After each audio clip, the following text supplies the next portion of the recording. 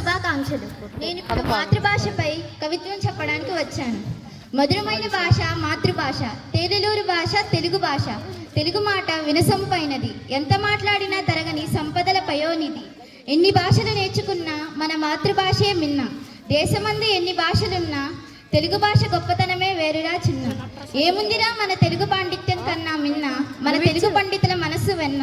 ఆనాటి గిడుగువారి కష్ట ఫలితమైన మన తెలుగు భాష ఇదేనా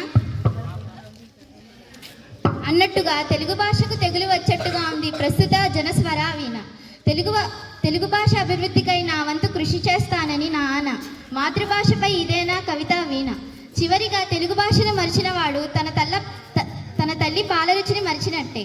ఎందుకంటే తల్లి పాలకు సమకాలినది ఏదీ లేదు.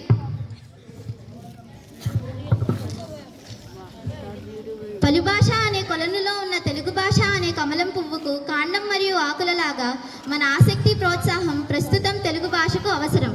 కల్మషం లేని పువ్వులనే విద్యార్థుల నుండి తెలుగు భాష పరిమళం వెదజల్లాలని కోరుతూ మరొకసారి అందరికీ మాతృభాషా దినోత్సవ శుభాకాంక్షలు.